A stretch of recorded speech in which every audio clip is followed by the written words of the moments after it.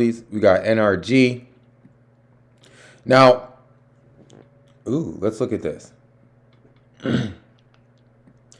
Earnings come in, we take just a complete drop, which they beat on earnings, which you would think would come up, but look kind of what it did.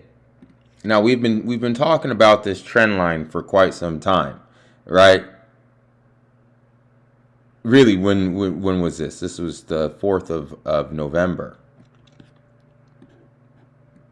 I said, look, it's kind of close to the trend line, but then all we've done is just get closer and closer to the trend line and now taking off. So do I see if we can get above this teal line right here, the line that we drew, then I'd be a buyer looking to close this gap. But I want to see it get above this teal line and hold it, opposed to what it did right here, where it just went look above and fail. I need it to hold, and once it holds, then I'd be a buyer up to close. Duke Energy, yeah, man, woof. They're looking terrible. They beat on earnings, but you know, when it's looking terrible, that could be the opportunity.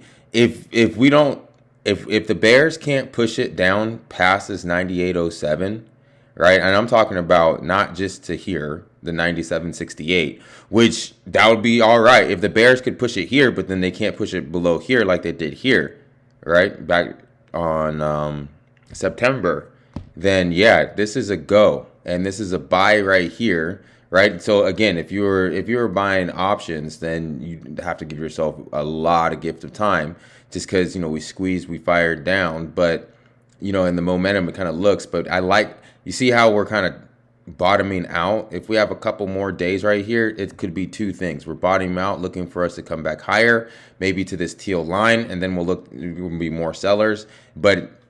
Or it could just be holding down there, looking to continue its way down. So just keeping keep both of that in mind. DTE.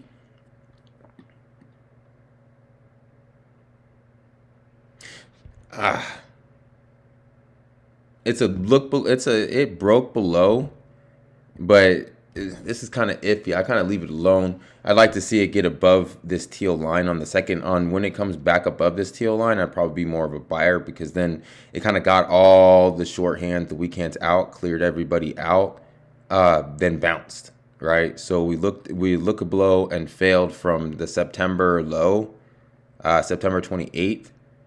But then we closed above the September 28th low, which we closed above this low, above Thursday's low as well. So that's liquidation break, I would say. So again, if we can get above this 112, I'd be a buyer, but I wouldn't really want to get there until it proves that it can do it. Suck it now. MSEX water looking great. Hit where we were looking. If we can hold this 110, I'd be a buyer.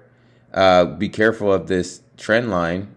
We kind of hit almost both at the same time. The 618 and the trend line almost at the same time. We remember we broke trend line, what was this, 11.1. So our earnings, we broke? Yeah, we didn't do very well on earnings, broke, and now we broke back above. So yeah, I don't see anything true wrong with MSEX water as long as we hold this 110, 129, 110, yeah, 129. Looking to take out the 116. BEP, Brookfield Petroleum, or Renewable Partners.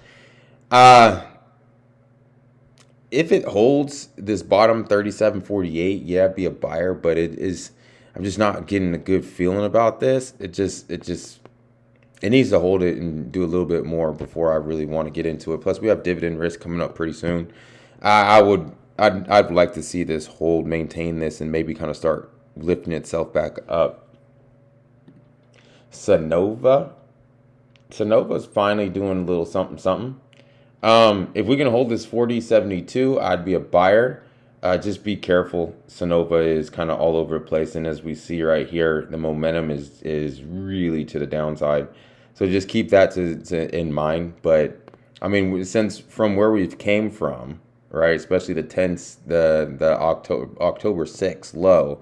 We've done extremely well. We've gone through earnings, and we're above our line in the sand, so not bad. AES, I'd be a buyer right here. I would, and my exit would be the 24.41. We're kind of halfway, like from the high to the low, kind of here. Just looking at a guesstimation, we're kind of like right in the 50% mark, but we're above one of the lines that we built. So I would hold it here. We're making a higher low, right? So we came down, made a low, didn't didn't quite break out, but then this could, if as long as we hold this teal line, then I'm a buyer looking to try to break out of this teal line right here, right? Because this could have been our liquidation break up, finding more support to the breakout. Ida Corp looking, I mean, looks good.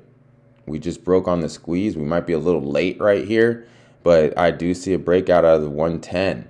We're above the 50% mark on the extension. We're hitting targets on the retracement. Next target really would be 113 to 115 area. That goes on the list. IDA. American Water. American Water looking pretty good too. Now it doesn't trade very much, but I would see that we're going for the 176 area. It looks pretty good. We've already got past earnings. We're past the dividend, and looking that we probably try to retest this high right here of the 177. And if we can, if it takes that with some decent volume, then I'd be looking for us to take out the 189. Republic Services, yeah, on our way up to 145, looking good. Might take a little bit to get there, but we're on our way. We are on our way. Trash, the more, like I said, I was talking, I think it was last week, the more online we have, the more online e-commerce that's around, the more trash we're going to be producing. So, Republic Service and Waste Management are going to be great bets, and they pay not a lot in dividends, but they do pay.